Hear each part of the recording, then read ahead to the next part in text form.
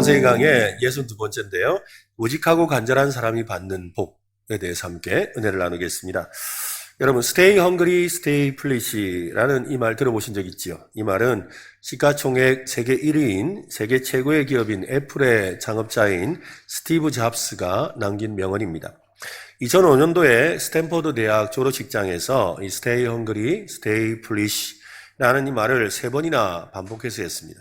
저격하면 항상 갈망하라, 항상 무직하라 라는 그런 뜻이지요.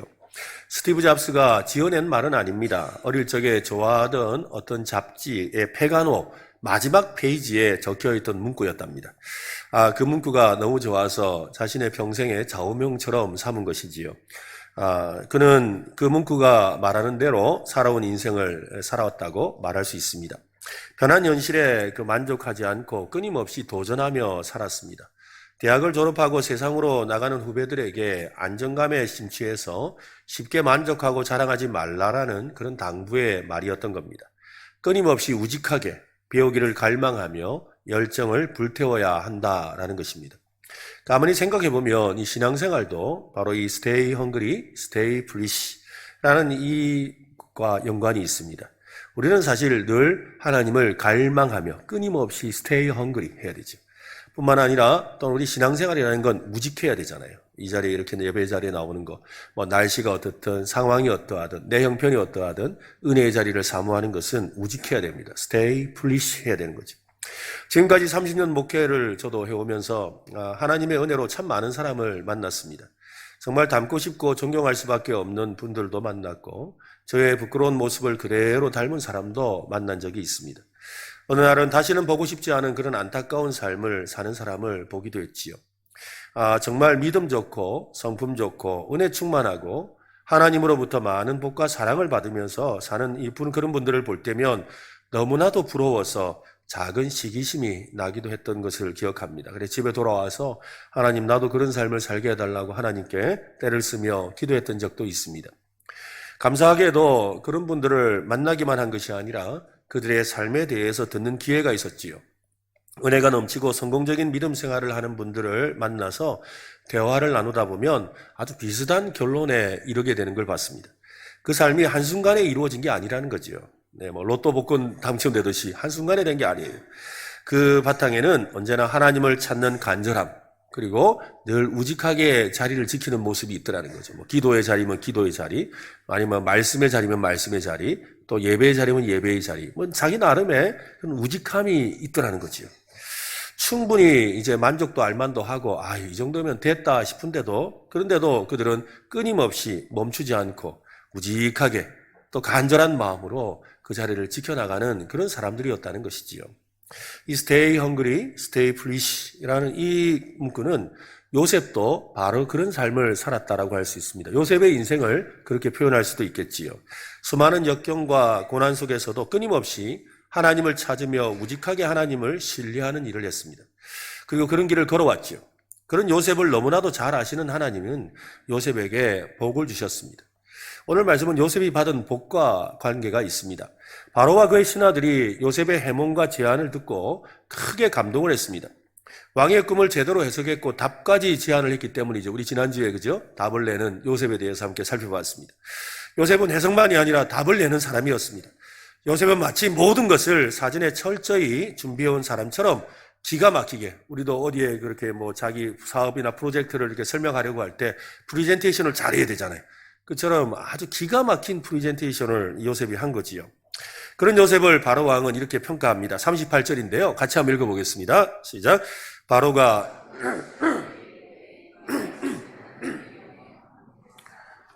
우리가 어찌 찾을 수 있으리요? 하고 기근을 대비하기 위해서 애굽을 지배하도록 임명해야 될 그런 명철과 지혜를 겸비한 사람을 우리가 어디서 찾을까? 찾을 것도 어디 있어? 바로 여기 있는데 라고 요셉을 말한 것이지요.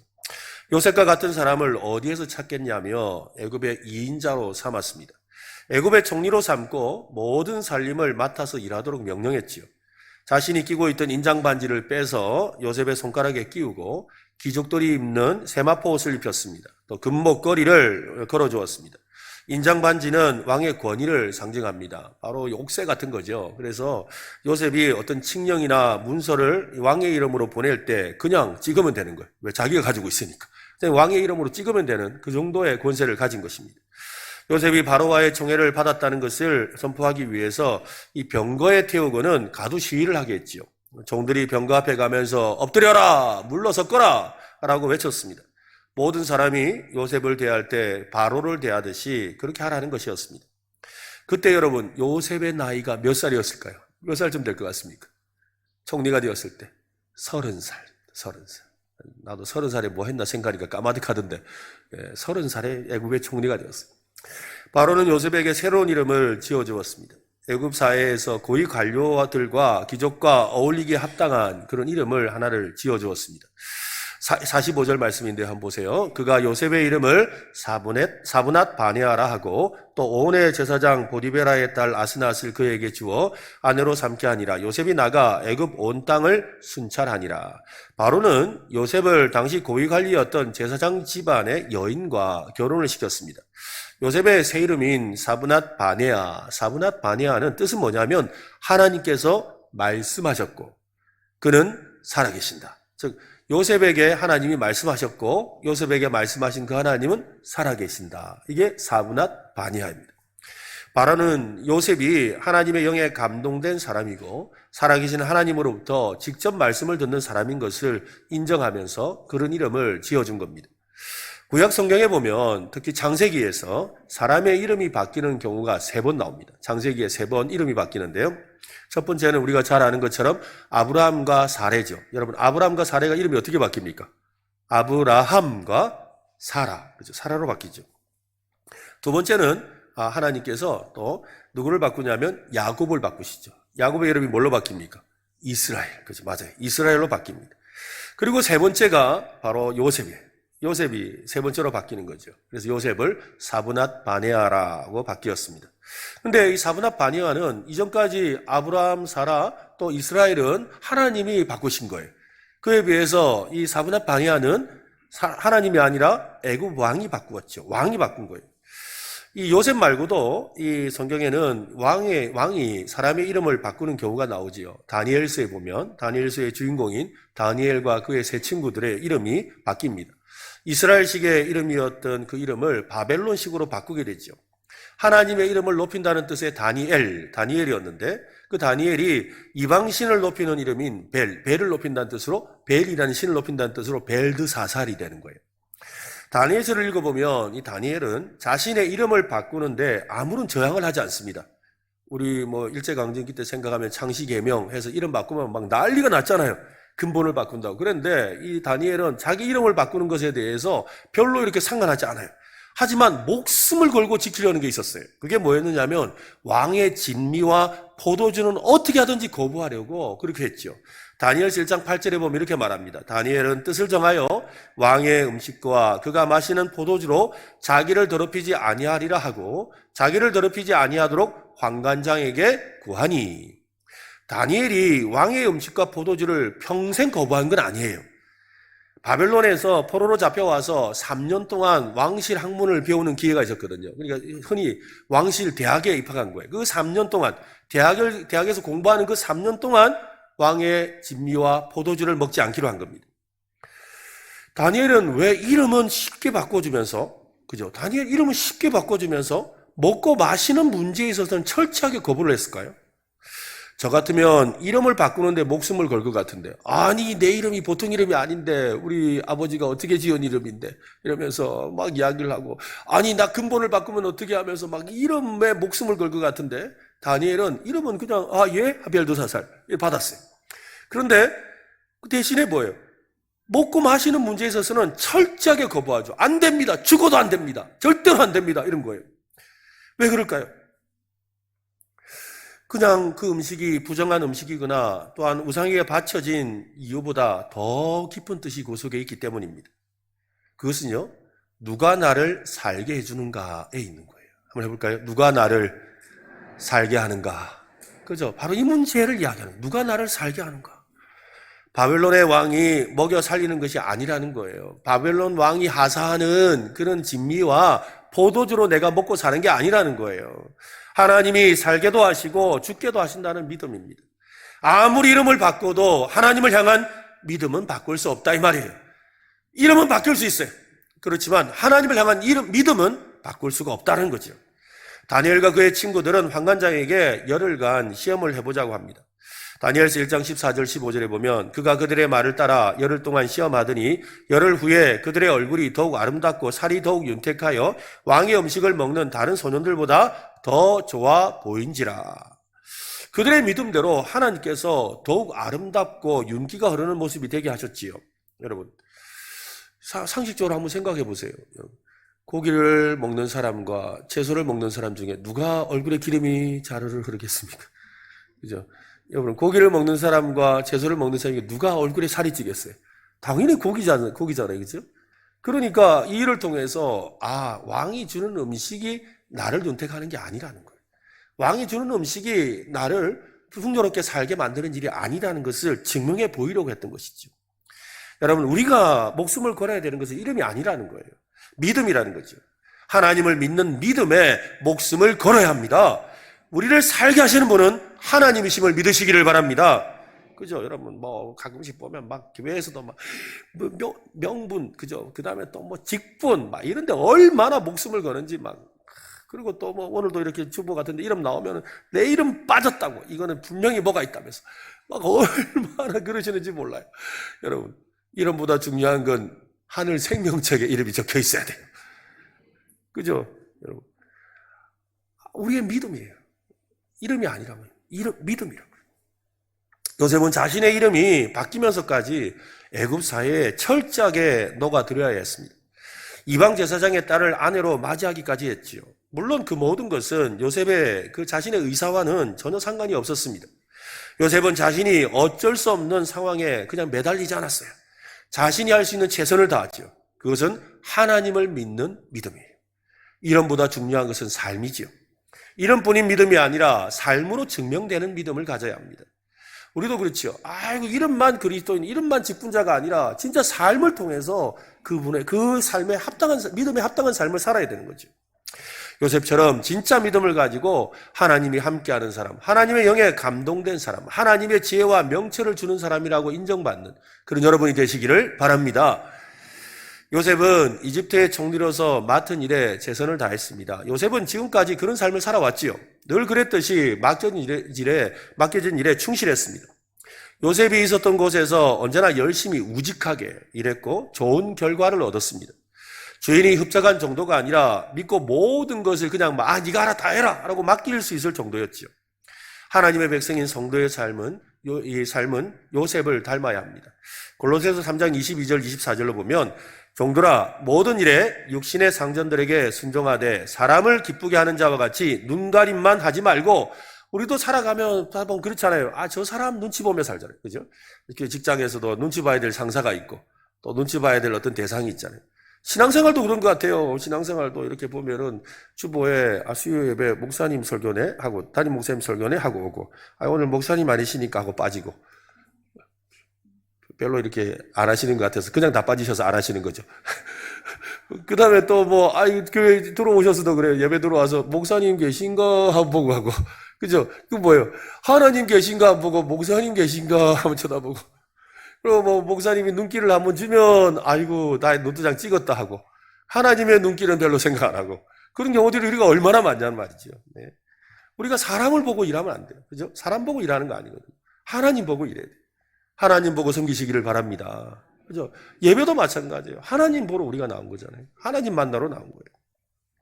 그래서 눈가림만 하지 말고 오직 주를 두려워하여 성실한 마음으로 하라. 23절에 보면 무슨 일을 하든지 마음을 다하여 주께 하듯 하고, 그죠? 마음을 다하여 누구께? 주님께 하듯, 하나님께 하듯. 내가 지금 주인을 섬기는데, 나는 종으로서 주인을 섬기는데 누구께 하듯 하라고요? 하나님께 하듯 하는. 내 주인을 보지 말고 그 주인 너머 있는 하나님을 바라는 거예요. 그것이 성경의 말씀이죠. 그래서 이는 기업의 상을 주께 받을 줄 아나니 너희는 주 그리스도를 섬기느니라.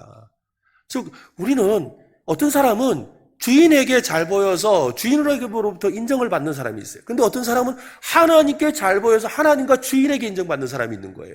요셉은 하나님 보시기에 바른 삶을 삶으로 말미암아 하나님과 사람에게 인정을 받은 거예요. 오늘 우리도 그런 삶을 살아갈 수 있기를 바랍니다. 매사에 죽게 하듯 해야 되죠. 요셉은 애굽과 바로 왕을 위해서 일하고 있는 것처럼 보이지만 온 세상을 다스리시는 하나님의 일을 하고 있습니다. 애굽을 풍요롭게 하는 일을 하는 것처럼 보이지만 세상을 윤택하게 하는 일을 하고 있지요. 하나님께서 요셉을 가나안 땅에서 데리고 와서 애굽의 총리로 세운 것은 애굽만을 위한 것이 절대로 아닙니다. 하나님은 세상을 위해 요셉을 데려오셔서 총리로 삼으셨어요. 어릴 적에 요셉이 꿈을 꾸었지요. 꿈을 꾸었을 때, 그죠? 형님의 곡식단들이 자들에게 절하는 것도 봤지만, 또 두 번째 꿈을 꾸었을 때는 11별이 자기에게 절하고, 또 해와 달이 절하는 걸 보았어요. 그것을 보고서 그냥, 아이고, 우리 형님과 아버지, 어머니가 나를 절하는구나. 내가 되게 잘 나갔나 보다. 그렇게 생각을 했어요. 근데 애굽에 와서 보니까 그 이야기가 아니지요. 그리고 다시 총리가 돼서 보니까 뭐예요? 11별이 우리 형님만을 말하는 게 아니구나. 이 애굽 땅을 중심으로 해서 많은 나라들을 말하는 거였구나. 이 세상을 말하는 거였구나라는 걸 알게 된 거예요. 아, 하나님께서 나를 어떻게 사용하시는지를 그때서야 알게 된 거예요. 요셉은 그 꿈을 이제 해석하고 알게 된 거예요. 요셉은 풍년이 든 7년 동안 곡식을 거두어서 여러 성읍에 저장해 두었습니다. 정확하게 7년이 지나자 흉년이 시작되었습니다. 백성은 식량을 달라고 울부짖습니다. 요셉은 찾아온 모든 백성에게 곡물을 팔았습니다. 근데 이 곡물을 팔 때 애굽 사람만이 아니라 인접한 나라들에서 식량을 구하러 오는 사람들에게도 나눠준 거예요. 여러분, 그래서 어떻게 해요? 주변 나라도 먹고 살게 만들어준 거죠. 심지어는 가나안 땅에 살던 요셉의 가족들, 그죠? 야곱의 그 가족들도 식량을 구하러 애굽으로 와야 됐지요. 하나님은 그렇게 요셉을 통해 애굽을 넘어 세상을 여러분 살리고 계셨던 거예요. 7년 대풍년 기간에 요셉은 2명의 아들을 낳았습니다. 므낫세와 에브라임입니다. 요셉은 큰 아들 이 므낫세를 낳고 나서 이렇게 외치는데요. 51절 52절 같이 한번 읽겠습니다. 요셉이 그의 장남의 이름을 므낫세라 하였으니 하나님이 내게 내 모든 고난과 내 아버지의 온 집 일을 잊어버리게 하셨다 하미요. 여러분, 이 므낫세라는 뜻이 뭐냐면 나로 잊게 하였다. 나로 잊어버리게 하였다. 나로 하여금 기억을 잊게 만들어주었다라는 뜻이에요. 윤공룡의 그림일기라는 글이 있더라고요. 한번 들어보십시오. 특정 기억을 지우는 약이 있다면 얼마나 좋을까요? 세상은 넓고 넓은 만큼 배울 것도 많습니다. 무언가 배우고 익히는 것에는 익숙한 우리지만 왜 잊는 법을 배우지는 못하는 걸까요? 기억하고 싶지 않은 일들이 쌓일 수 있고 그중에 가슴에 꽂히는 기억도 있을 겁니다. 평생 트라우마로 남아 우리를 힘들게 하지요. 그래서 지우고 되돌릴 수 있는 제 그림이 부러워요. 이 사람이 이제 컴퓨터 그림을 그리는 사람이니까 컴퓨터에서 지우개 도구로 지우면 근데 조금 전에 실수한 거 그냥 싹 지워지잖아요. 또 더 좋은 게 있죠. 컨트롤 Z 누르면 되돌리기 그냥 돌아가 버리잖아요. 그러니까 언제든 싫은 것은 지워버릴 수가 있으니까요. 여러분들은 기억하고 싶지 않은 기억을 잊는 방법을 아시나요? 기억하고 싶지 않은 기억을 지울 수 있는 방법에 대해서 묻는 거예요.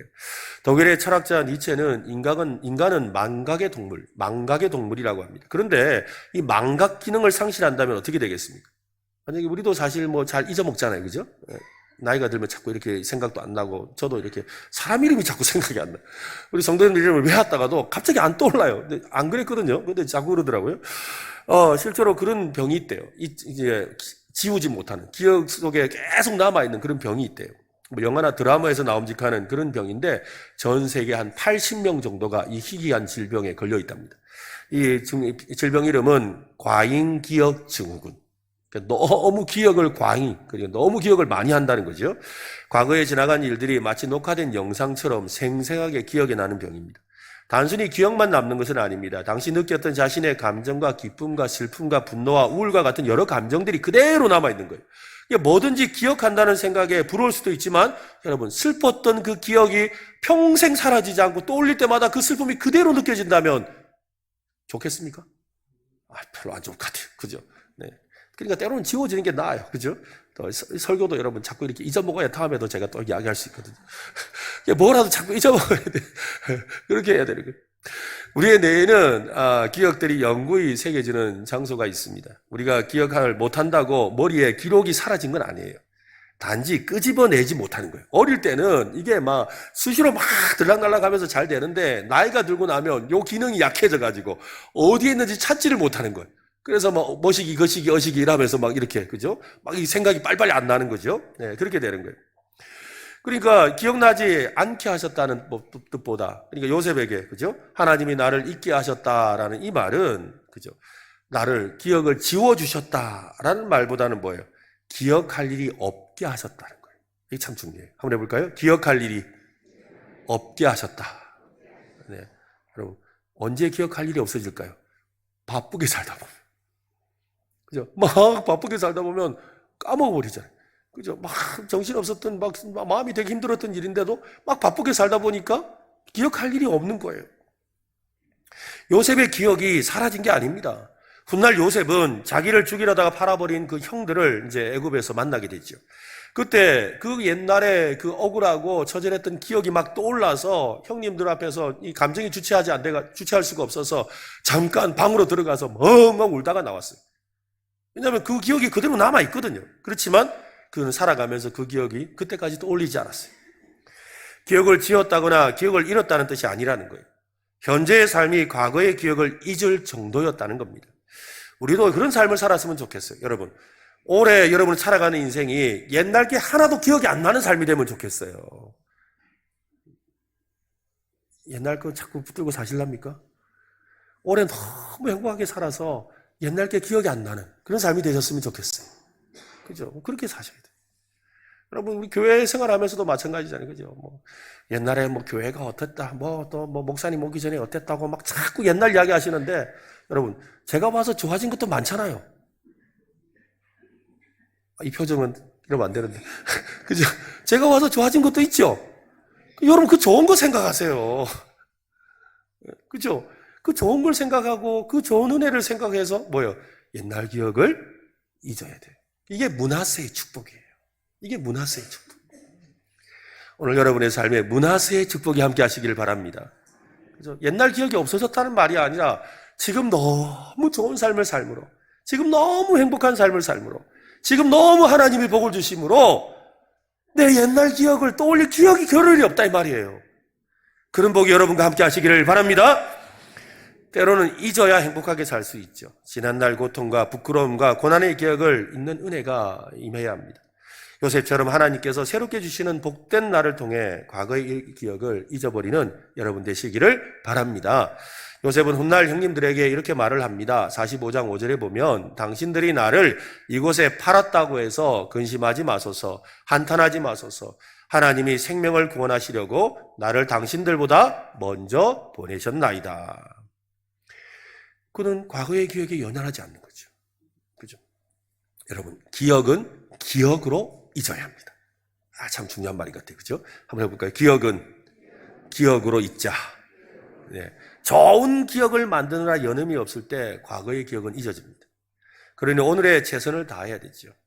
제가 한 성도님을 만났는데요. 네. 이분이 이제 시어머니를 한 10여 년 넘게 이렇게 간병을 하셨어요. 집에서. 하다가 결국에는 이제 어머님 소천하셔서 이제 장례를 다 치르고 그분을 만나게 되었는데 좀 지나고 이제 대신방을 하는데 그분을 만났더니 우울증에 걸리셨더라고요. 뭐 그냥 이렇게 의욕이 없으세요. 그냥 뭐 이러고 만났는데 목사님 오셨어요. 이러고는 그 기도 제목 하니까 네 그냥요 이러고 그리고 그냥 말하는데도 아무 의욕이 없어요. 뭐 하고 싶은 게 별로 없으시더라고요. 그래서 같이 찬송을 하고 막 힘있게 찬송을 하고 또 말씀을 전하고 또 뜨겁게 기도를 한 다음에 그러고 나서 이제 예배를 다 드리고 이제 나가는 길에 그분한테 그 집사님한테 이야기했죠. 집사님 이대로 있지 마시고 뭔가 이렇게 의미 있는 일을 좀 이렇게 열심히 할 일을 한번 찾아서 좀 하시면 참 좋겠습니다. 라고 그렇게 이야기했어요. 그러니까 목사님 뭘 하면 좋을까요? 그래요. 이왕이면 막 세상에 있는 뭐 직업 갖고 이러면 또 스트레스 받으니까 그러지 마시고 교회에서 뭐 할 수 있는 일을 한번 찾아보세요. 그리고 뭐 허드렛 일도 괜찮아요. 하여튼 막 몸을 움직이는 그런 일을 좀 하세요. 라고 이렇게 부탁을 드렸어요. 그랬더니 나중에 이렇게 봤는데 보니까 이분이 이제 우리 목회자 세미나가 있는데 그 세미나에 그 도우미를 하고 계시더라고요. 근데 그 도우미들이 하는 일이 뭐냐면, 그 막 이제 강의 시간 마칠 때마다 다니면서 이 먹던 컵, 그 다음에 쓰레기 이런 거 다 주워 담는 거예요. 그리고는 또 커피 타가지고 커피 나르고, 막 의자 나르고 막 이런 일이거든요. 근데 그런 일을 하고 계시는 거예요. 그래서, 집사님이니까 이분이, 그 전에, 목사님, 이런 게 아니에요. 너무 활달해졌어요. 너무 건강해지신 거예요. 그래서, 아이고, 집사님, 그러니까, 목사님, 그때 목사님이 그 일 하라 그래가지고 지금 일을 한다면서. 그래가지고 이렇게 건강해졌다면서. 너무 행복해 하시는 거예요. 근데 그분이 지금까지도 하고 계신, 제가 이제 한 번씩 또 만날 때가 있는데 아직도 그 일을 하고 계시거든요. 자기 인생이 완전히 달라졌다는 거예요. 여러분, 우리의 삶에 좋은 기억으로 나쁜 기억을 잊어버려야 돼요. 믿음도 마찬가지죠. 과거의 옛사람을 잊어버리는 방법은 새 사람을 입는 거잖아요. 그렇죠? 새 사람으로 옷 입는 거거든요. 새로운 삶에 푹 빠져 사는 거예요.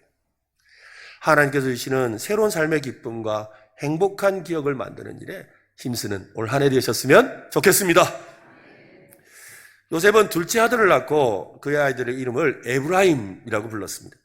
어떤 분은 말하기를 우리는 므낫세를 낳아야 합니다. 우리의 기억에서 고통을 잊게 해달라고 하나님께 요청해야 합니다. 오로지 하나님만이 그것을 하실 수 있습니다. 그런 다음 에브라임을 낳아야 합니다. 얼마나 하나님께서 우리를 풍성하게 축복하시는지 기억하기 위해서 말입니다. 이 둘째 아들의 이름에도 요셉의 신앙이 반영되어 있습니다. 52절 말씀인데요. 같이 읽겠습니다. 차남의 이름을 에브라임이라 하였으니 하나님이 나를 내가 수고한 땅에서 번성하게 하셨다 함이었더라. 이 에브라임이라는 원래 뜻은 뭐냐면 갑절이에요. 갑절. 2배. 갑질이 아니고 갑절. 2배. 그러니까 2배로 풍성하게, 이게 에브라임이에요. 하나님께서 나를 2배로 풍성하게 하셨다라고 이름을 지었어요. 자기 아들을 낳고 나서 그 아들의 이름을 하나님이 나로 2배로 풍성하게 하셨다라고 했죠. 하나님이 전에는 고난만 주시는 것 같았는데 지금 보니까 청량하기 어려운 축복을 베푸셨다는 말이지요. 여러분의 삶이 여러분 에브라임과 같기를 바랍니다. 오늘 야곱과 그의 가족들이 애굽으로 와서 요셉을 만나고 나서 그곳에서 정착하며 살게 되었지요. 오래 살다 보니까 야곱이 이제 나이가 많아서 이제 죽을 때가 되었습니다.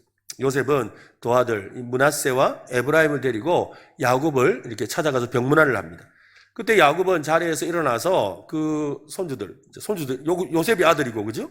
에브라임과 므낫세와 에브라임은 손주잖아요. 그래서 이리 오너라 이렇게 불렀어요. 그래서 손주들을 불러요. 손주들을 불러가지고 축복을 하는데요. 48장 5절과 6절에 보면 이래요. 내가 애굽으로 와서 너에게 이르기 전에 요셉에게 이르기 전에 애굽에서 요셉아 네가 낳은 두 아들 에브라임과 므낫세는 내 것이라. 내 것이라는 말은 뭐예요? 요셉의 것이라는 거예요. 더 정확하게 뭐냐면 요셉의 아들이라는 거예요. 원래 요셉의 뭐죠? 손자인데 지금 뭐라 불렀다고요? 아들이라고 부르는 거예요. 요셉아 네 아들 에브라임과 므낫세는 내 아들이다. 그래요. 그 다음에 그래요. 르벤과 시므온처럼 첫째와 둘째처럼 12아들 중에 첫째와 둘째 르벤과 시므온처럼 내 것이 될 것이다. 내 아들이 될 것이다. 그랬어요. 이들 후에 내 소생은 네 것이 될 것이고 그러니까 얘 아들 둘이 말고 나머지 낳는 애들은 다 요셉 네 아들이다. 그런데 요셉아 네가 낳은 두 아들 므낫세와 에브라임과 므낫세는 내 아들이다. 그랬어요. 그들의 유산은 그들의 형의 이름으로 함께 받을 것이다. 이 말은 무슨 말이에요? 여러분 원래는 요셉이 12아들 중에 하나잖아요. 그러니까 요셉이 하나를 받아야 돼. 그런데 아버지가 와서 뭐라 그랬다고요? 요셉 니는 빠지고 요셉의 네 아들 둘이가 받을 거다. 그래서 몇 배 받았어요? 2배 받았어요. 2배를 받는 거예요. 에브라임과 므낫세를 야곱에게 아들의 향렬로 그러니까 전에 삼촌이라고 부르던 그 사람들과 같은 학렬로 만들어준 거예요. 자기 아버지 수준으로 높여버린 거지요. 그러니까 요셉은 2명분의 복을 받게 된 거지요. 에브라임의 복을 받은 거예요. 그 축복을 따라서 에브라임은 여러분 12지파 중에서 가장 큰 지파예요. 가장 큰 지파예요. 그래서 여러분 이스라엘의 12지파라고 할 때 그 12지파에는 요셉이 없잖아요. 요셉 지파가 없어요. 그리고 그의 아들 둘이 에브라임과 므낫세 지파가 들어가 있죠. 그 12지파예요. 북이스라엘을 대표하는 큰 지파가 되어서 남유다와 북이스라엘의 에브라임 지파가 되는 거예요. 그만큼 큰 지파가 되었어요. 요셉은 두 아들의 이름을 지으면서 애굽식으로 이름을 짓지 않았죠. 자신은 애굽식 이름으로 사브낫 바니아라고 불렸지만 자식들은 히브리식으로 이름을 짓지 않았어요. 누가 복을 주시는지, 누가 화를 주시는지를 정확하게 그는 믿음으로 고백하고 있는 거예요. 욥의 고백처럼 말이죠. 욥의 고백처럼 하나님이 복도 주시고 화도 주신다. 욥기 2장 10절 같이 한번 읽어보겠습니다. 시작. 그가 이르되 그대의 말이 한 어리석은 여자의 말 같도다. 우리가 하나님께 복을 받았은즉 화도 받지 아니하겠느냐 하고 이 모든 일에 욥이 입술로 범죄하지 아니하니라. 요셉이 받은 과거를 잊게 할 만큼 행복한 삶과 갑절의 복은 그냥 찾아온 게 아니에요. 하나님께서 요셉에게 주신 선물이죠. 요셉은 복의 근원이신 하나님과 동행하며 하나님의 뜻에 순종하는 삶을 살았습니다. 그런 요셉에게 하나님의 복이 흘러넘치는 건 당연하죠. 여러분, 복의 근원이신 하나님과 함께 살면 그냥 부스러기로도 은혜를 받는 거예요. 복의 근원이신 예수님이 길을 걸어가시니까 여러분, 혈루증 앓던 12년 동안 혈루증 앓던 여인이 옷자락만 만져도 낫는 역사가 일어난 거잖아요, 여러분. 그죠? 스로보니게 여인이 찾아와서 아니 나는 좀 해주세요 하니까 우리 아들 좀 해주세요 그러니까 안 된다. 그러니까 뭐예요? 아니 상에서 떨어진 부스러기도 개가 먹는데 그 부스러기라도 주세요. 예수님과 함께 하니까 낫는 역사가 일어난 거예요. 여러분, 복의 근원이신 하나님과 함께 할 때 여러분의 인생도 에브라임의 복이 될 줄로 믿으시기를 바랍니다. 우리가 왜 하나님을 가까이 해야 돼요? 왜 우리가 하나님과 가까이 하는 삶을 살아야 돼요? 바로 복의 근원이신 그 하나님과 함께 할 때 우리의 삶에 이런 복들이 임하기 때문이지요. 바로왕의 신임 덕분에 요셉에게는 막강한 권위를 부여받았습니다. 요셉은 방대한 그 저장 식량을 관장하는 열쇠를, 곡식 창고에 그 열쇠를 갖고 있었지요. 요셉은 흉년이 심한 가운데 풍부함을 주관하는 자였습니다. 어떻게 보면 가장 극렬한 비리의 현장이 될 수 있죠. 그렇지 않습니까? 누가 찾아왔는데, 니 그때 참 잘했지. 이러면서 좀 더 가져가라. 그리고 또 누가 왔는데 또 인상 더럽네. 알았다. 빼버려. 그렇잖아요. 그럴 수 있는 거예요. 그리고 또 누가 와서 뒤에서 이렇게 좀 하면, 예, 알겠습니다. 이렇게 할 수 있는, 얼마든지 할 수 있는. 그런다고 누가 뭐라 하지 않는 그런 자리에 이 사람이 있는 거예요. 엄청난 비리의 주범이 될 수도 있는 사람이에요. 그러나 요셉은 결코 자신의 특권, 자신의 권위, 자신의 경제적인 힘이나 자기 유익을 위해 그 자리를 이용하지 않았습니다. 요셉이 이미 그런 문제와 관련해서 혹독한 훈련을 받았기 때문이지요. 보디발의 아내가 유혹하려고 했을 때 했던 말을 여러분 떠올려 보세요. 39장 9절에 보면 이 집에는 나보다 큰 이가 없으며 주인이 아무도 내게 금하지 아니하였어도 금한 것은 당신뿐이니 당신은 그의 아내임이라. 그런즉 내가 어찌 이 큰 악을 행하여 하나님께 죄를 지으리까. 우리 지난번에 살펴봤잖아요. 그죠? 보디발에게 죄를 짓는다 하지 아니하고 하나님께 죄를 짓는다고 했어요. 요셉은 그때나 지금이나 달라진 것이 없는 삶을 살고 있습니다. 요셉이 그처럼 무직하게 살 수 있었던 것은 차원이 다른 삶을 살았기 때문이죠. 여러분, 차원이 달랐어요. 보통 사람들은 주인에게 잘 보이기 위해서 노력합니다. 근데 요셉은 하나님께 잘 보이려고 최선을 다했지요. 자신의 판단과 평가의 기준은 다른 사람이 아니라 주인이 아니라 하나님이었던 거예요. 요셉은 하나님 앞에서 겸손하게 행하고 있습니다. 세상의 권세를 가졌지만 그의 순전한 마음으로 필요한 사람들에게 자신의 풍성함을 나누어 주는 일을 하고 있는 것이지요. 알렉산더 휘트라는 목사님이 요셉과 관련된 내용의 설교문이 있는데 그 설교문에 읽다가 참 은혜가 되어서 여러분에게 좀 나누고 싶은데요. 요셉은 점점 더 고결해져 갔습니다. 점점 더 신뢰할 만하고 믿음직해져 갔습니다. 점점 더 진실해져 갔으며 자신의 의무에 충성스러워 갔습니다.